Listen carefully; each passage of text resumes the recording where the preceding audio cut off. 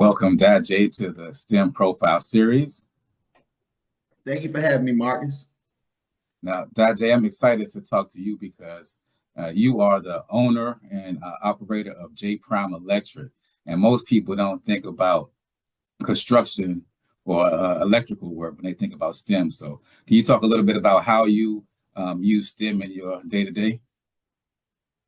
So for us, I would say, STEM, as far as like the engineering aspect, will be, us looking at blueprints that are manufactured by an architectural engineer and, bringing it to life. And these blueprints are fundamental. That really sets the foundation for a home or a business. It lets the people in the field know how to build out this product, basically. Okay, and so what does J Prime Electric do? So J Prime Electric is a full electrical service. We offer services to homeowners and businesses.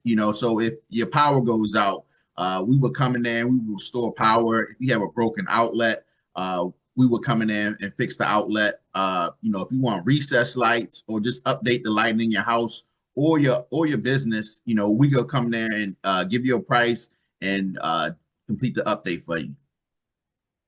That's good. So like kind of like a full service electrician. Yes, sir. Anything down from an outlet to restoring or upgrading your electrical service. So if you have 100 amps in your home now, and let's say you want to upgrade it to 200 amps, we'll upgrade it to 200 amps. We nowadays more so we're actually installing 400 amp services on homes because of the electrical demand that we require in our homes now. So what has led to the increase in the demand for electricity in homes? Well, we can start with the HVAC side. The HVAC they may put in. Well, now like back in the day, we would have one HVAC unit in the house, right? And then you run into the problem. Hey, upstairs is very hot, but then my basement is very cold, right?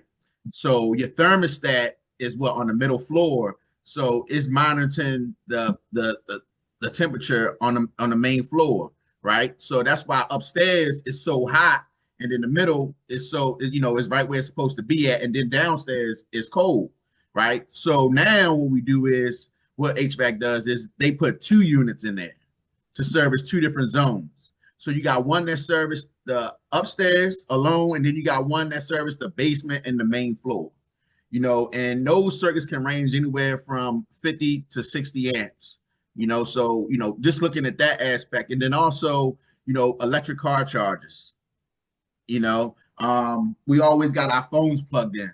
It's so many different appliances in the house. A griddle or an air fryer. All those type of things have led to us needing more electricity in our home to make us comfortable. And so I guess I'm sure it also depends on the size of the home too. Do you find does most of your work right now in the city or suburban areas? It's a mixture. A lot of home development in the suburban areas, but we have developed row homes in the city as well. So I would really say it's a great mixture. We have a great mixture of city and suburban. So now, with this being a STEM podcast, I wanted to get into a little bit of your background too. Now, what type of training is needed to get into become an electrician? Well, this was my path. I went to a trade school. It was All State Careers, which was on Bowen Highway in Dundalk. I did a 9-month program there. I started when I was 21. I completed that 9-month program, and then I was paired up with a company that I selected. I went out and found this job. And after 9 months, because I'm a very persistent person, so after 9 months, they usually have a policy that you have to work with them for a year before they can pay for your schooling. But me, gift of gab, what we did was we worked out a way that they paid for my school after only working with them for 9 months. And then in the summertime, they got their money back, right? So then when I paid them back their money, I was working with them for a year. So then they sent me the money back. So that was a good $1,800 back to me working, you know. That's So good. it was real good. It was real good because I called them up. I said, hey, on this contract, it said that I'm supposed to get my money back, and they said, yeah. So they was going to send it in a check, and I was like, no, can you send it in a separate check because it's already my money. I don't want any more taxes taken out of it. Yeah, so that's how that worked. Yeah, so that apprenticeship was 4 years. I completed the apprenticeship. So you go hand in hand, working in the field and classroom hours as well. So I believe it's like 8,000 hours in the field. When you break it down, a full-time employee works 2,000 hours per year, base. That's 2,000 hours. That's 40 hours a week for all year. And then it was like 500 or 600 hours in the classroom. Okay. Okay. So it was in on-site work and classroom work. Yes, sir. And so now did In you, the, it in sounded the like, class, I'm sorry, what you were saying? no, I was asking, it sounded like you were started work before you started school, or was it the other way around? So I had to go. I had to start training because what was happening when I would call these jobs is, hey, you don't have enough experience. When I graduated high school, it was '08, so we was going through that recession. So everybody was keeping their house pretty small. So I wasn't able to just walk on the job site. So I had to figure out a way to get some experience to them acknowledge me and let me come on as a helper. And trade school was the avenue I took. Okay. So now you were working and in school, and I know that can take a lot. What kind of student were you in high school, and how did that impact your approach to working and preparing for and taking the course? High school, I was an average student in high school, but I was an entrepreneur as well in high school as well. I sold ringtones for the Nextel phones, and I also worked at Lido's and other numerous jobs. My godfather used to always say, "There go the man that can't keep a job, but always got a job."